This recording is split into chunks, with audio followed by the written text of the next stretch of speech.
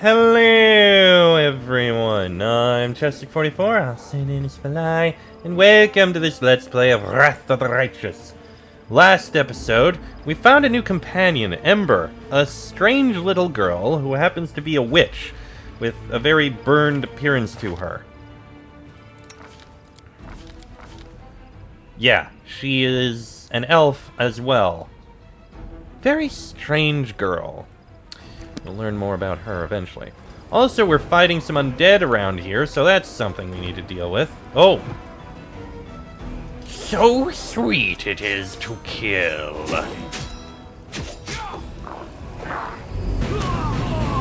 Oh boy.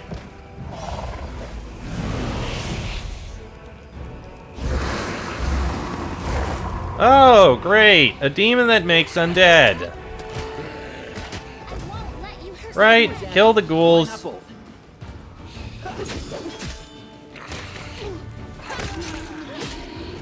Tactical retreat. No. And disease. I'll take care of it. I don't really want that. And treat affliction uses first aid. Give me a moment. Literally, we just started.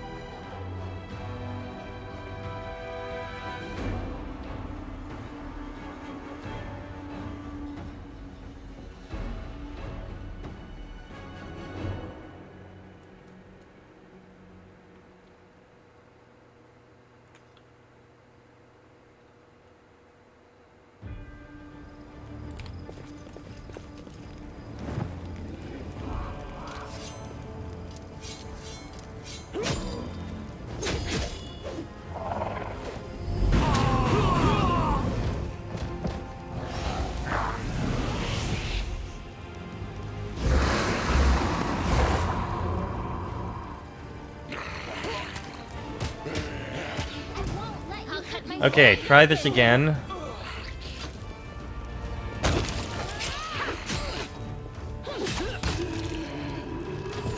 Much better. I mean, you have that, but I think you'll be fine. Go ahead and loot these things. Oh, good. More potions of healing. Longsword, heavy shield, light crossbow. Cold Iron Masterwork longsword. That's actually valuable.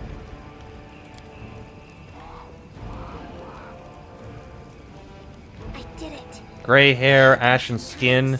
This person fell prey to a Nabasu. This demon sucks the very life essence from its victims and transforms them into ghouls. As we just saw. Pretty good, aren't I? Alright, let's see if there's anything of value in the cemetery. I think I did it. The dug-up graves and other clues indicate that a necromancer has recently conducted a ritual here. There's something here. A +1 throwing axe. None of us are going to be using that. And this is actually the end of things here. Okay. We've cleared things out there. Let's keep going. Anything over here? No, the answer is no. Alright, let's head up this way.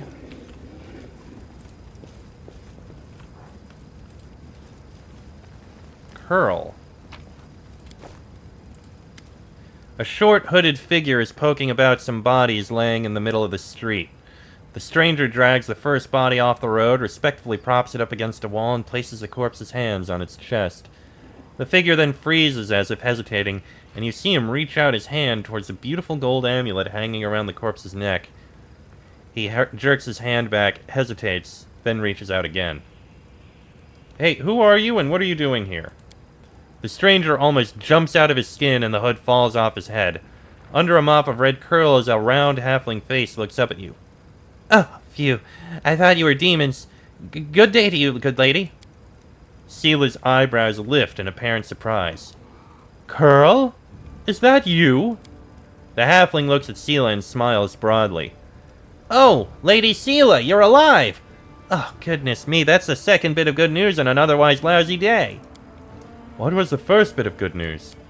Stick around and see for yourself. Do you know this person, Seelah?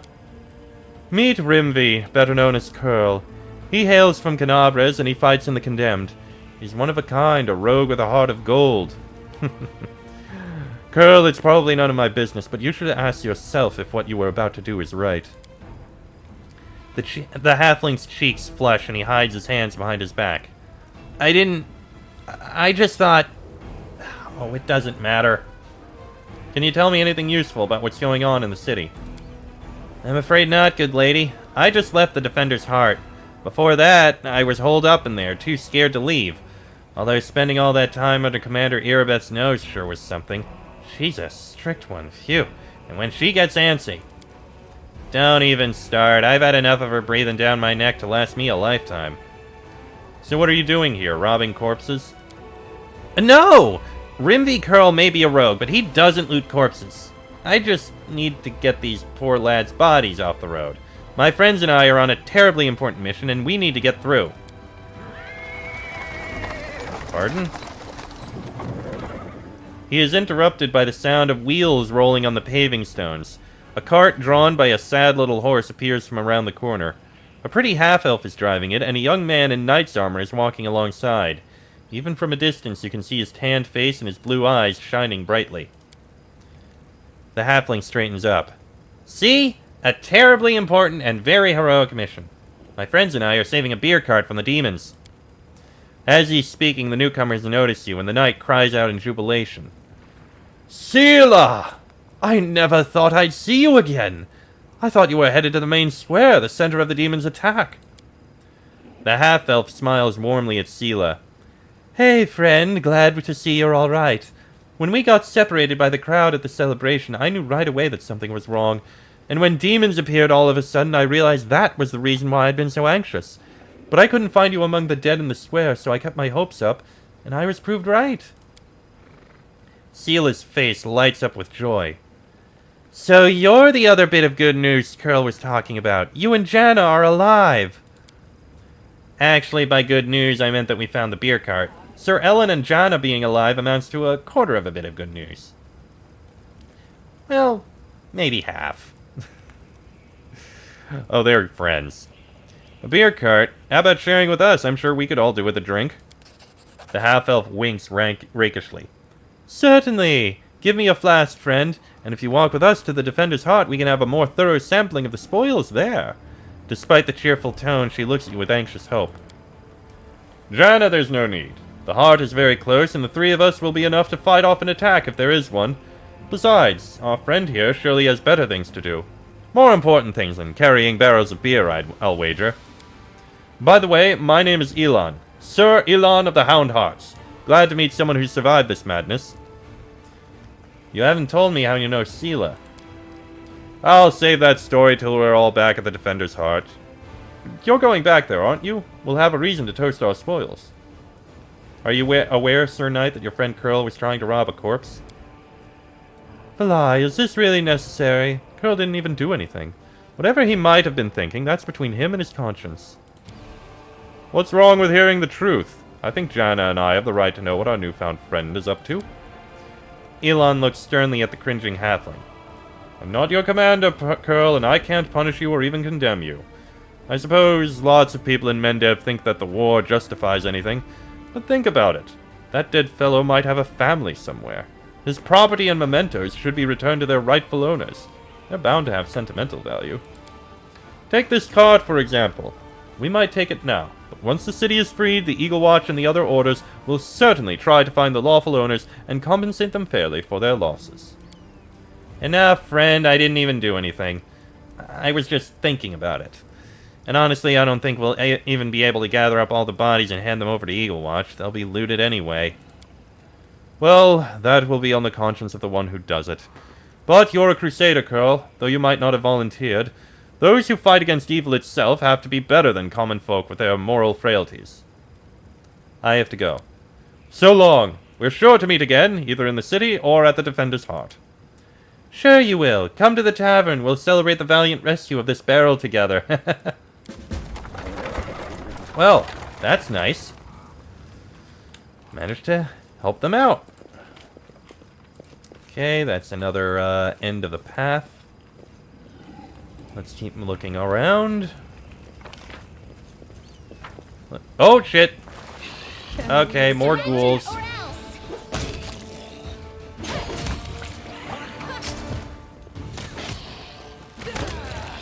Right, those ghouls are dealt with. Let's keep looking around. Lore nature. Somebody ripped lumps of flesh from these dead bodies. Not gonna take the mobility, because I think there's another way to get around there. Oh, more cultists. Go, kill them. And that one's dead. We are the light. They You've crossed the wrong mongrel. A mere flesh Ow. wound. The And a wizard, spirits demand your blood. who is now dead. Okay. I have taken more woundings. This is my kind of work. Not gonna take that, not gonna take that. Use that, and again. One more time. Much better. We do it my way. Okay, we do have a room here. Let's drop a save of... Lan? Lan, why are you spazzing out? There we go. Alright, let's drop a save before we take a look in here. Alright, into the house we go. What are we gonna find? Interesting. Oh, there's a trap there. Probably hostiles in here too. Follow if you dare. Or not. This is my kind of work. Interesting. I thought there would be hostiles.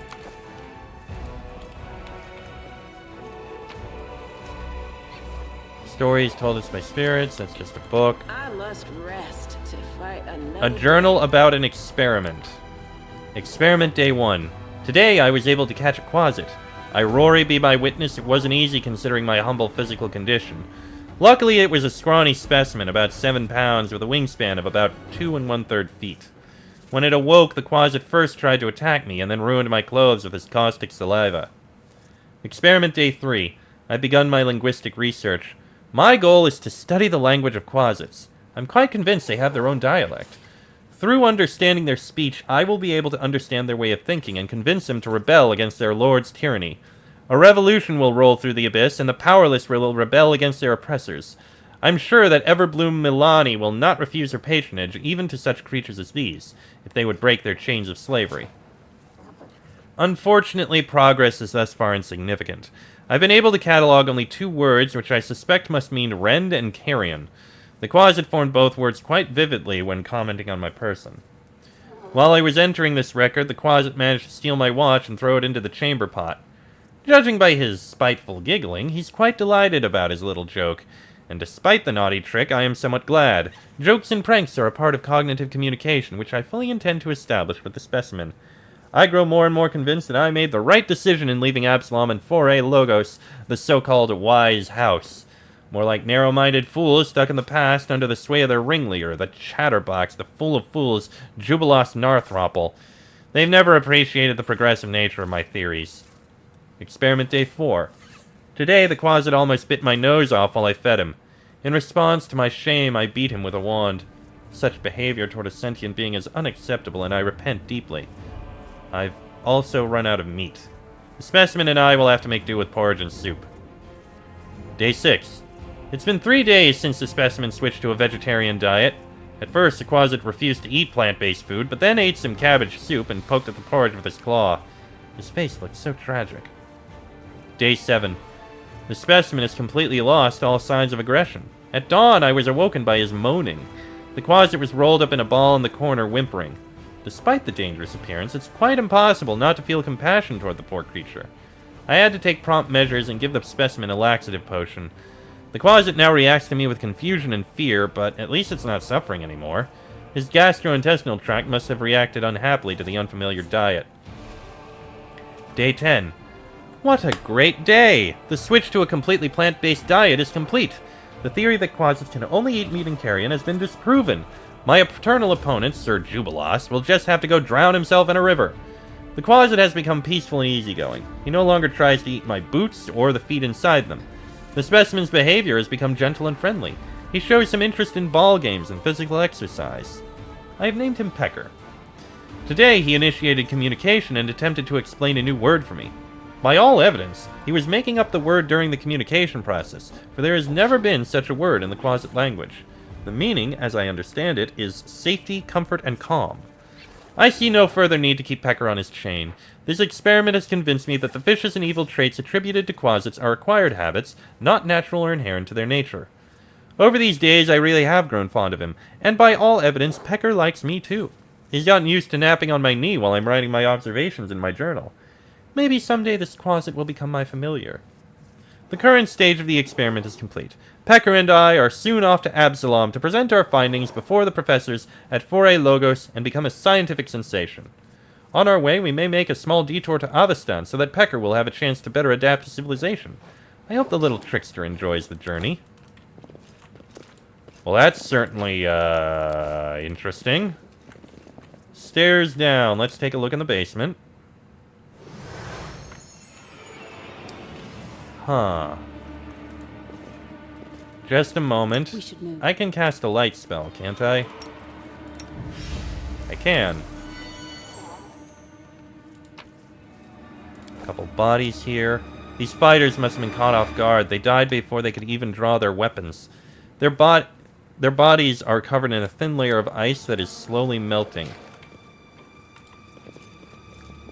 I think if you try to clear the blockage, you end up getting hit by ice. But we have sea invisibility. You can use it. Use it. Save the last one for me. And that is why. For apologies.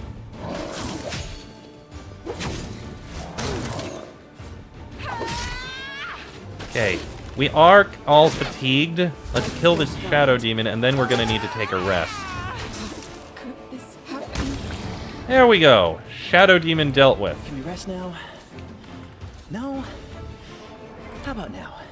Well, this didn't go well. I can't let that much time I would pass. like some time to collect myself.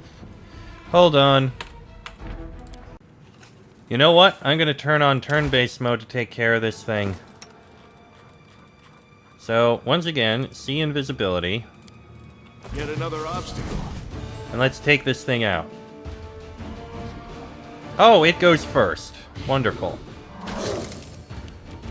Okay, Woljif, get in and Cover me, attack the alright? thing. You... Well, you can turn on point blank, and ear-piercing scream. Failed to overcome the spell resistance. You... I'm going to try something crazy. Can we use True Strike? Don't hold back. Oh, I didn't turn on spell combat. Okay, fine. I should have turned it on. I was stupid. No glory without risk. Alright, turn on this. Extra shot. You've crossed the wrong mongrel. Ow. Woljif, get your attacks in. Why not both? There you go. Try, you know what? Just shoot it. Surrender or else. You, turn this on. We'll do Shocking Grasp.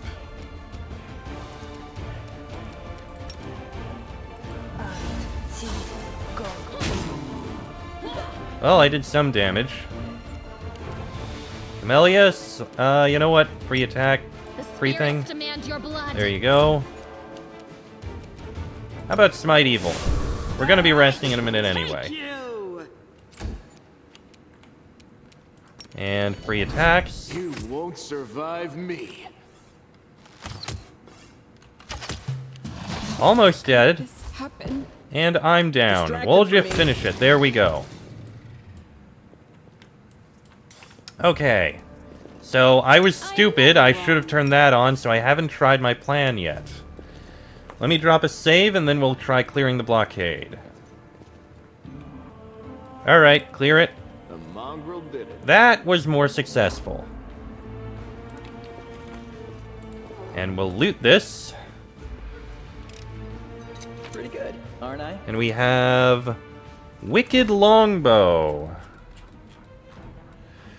+2 composite longbow confirms a crit. The target must pass will or suffer a curse. -1 penalty to will, -2 to fort, and -3 to reflex. I'm gonna give that to you. The entrapping longbow, you can actually use it, and it's better. So go ahead, you will use that longbow. Alright, let's head upstairs. We'll rest inside the house. I think we got a spot that we can do so. Is there any changes to spells that I want to make? I don't believe there is. I take it back, Lesser Restoration. You need at least one of those. You don't have any new spells. Okay. But you can learn a few. Learn that spell. Learn that one. And learn that one. And also this one and this one. There we go. Right, we need to do a rest here.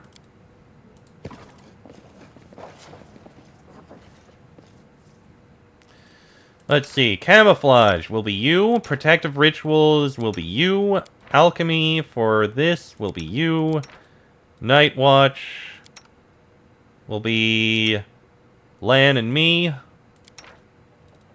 And you can help with the protective rituals. As for the meal, bonus on skill checks, speed bonus, temporary hit points.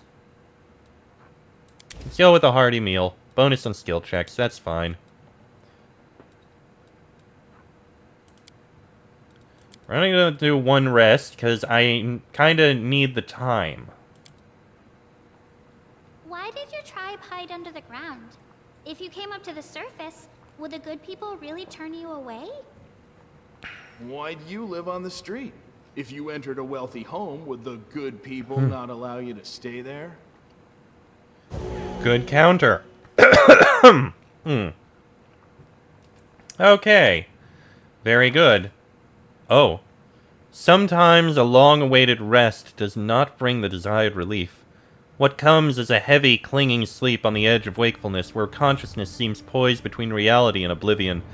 The possible reasons for such disturbed slumber are myriad. Strained nerves, perhaps, or a lingering reaction to trauma. Seelah emerges from the oblivion of her leaden sleep like a drowned woman dragging herself up from the depths of a swamp. The wound on her chest is burning like someone pressed an invisible brand to it. The wound has closed again, but the blood stain on her shirt betrays its presence beneath. There's no time to investigate the cause behind her malaise. A trying day lies ahead, but how will Seelah be up to the challenge if her thoughts are so muddled, and her entire body aches like after a day's toil? I'll douse myself in some cold water, and I'll be good as new. As if a veteran adventurer could be frightened by a bad dream. A splash of cold water enlivens her senses, and the weariness abates, retreating to the depths of her subconscious, but leaving the path open to return the next time Seelah seeks refuge in sleep. Seelah recalls that she slept peacefully in the Defender's heart. Perhaps a priest can explain what happened. Nightmares and corruption prevent you from resting well. Corruption increases during rest at different rates in different areas. When your corruption reaches first, second, or third level, various negative effects are applied. There are 3 corruption levels in total. The higher the level, the more difficult it becomes to fight your battles. Character is okay. Can fully remove it in safe places.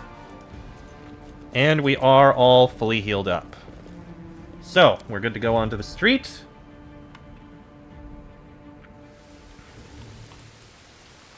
And we'll be ready to continue onwards. Ooh, adopt a tiger. These people were not killed by demons, their mortal wounds were inflicted by ordinary weapons. Well, I've just adopted a tiger. Sure, why not? Let me take a look at this. Oh no, it's a cat. +2 morale bonus on perception and lore nature checks. Yeah, I'll take that, why not? I'm always ready. Send the cat out. Alright. And you know what? Okay, 2 bonuses of the same type. Wait, lore nature. Who else is lore nature? Knowledge arcana. Ah, the sovereign dragon. +1 morale bonus for all of them. I may give that to someone else in the future. I have someone in mind. For now, I'm going to end this episode here. Next episode, further on through the market square, we've got more exploring to do. Till then, I am Chester44. I'll say name is Seelah. That is me, Seelah, Camellia, Voljif, Lan, and Ember. This has been a Let's Play of Wrath of the Righteous, and I shall see you all next time.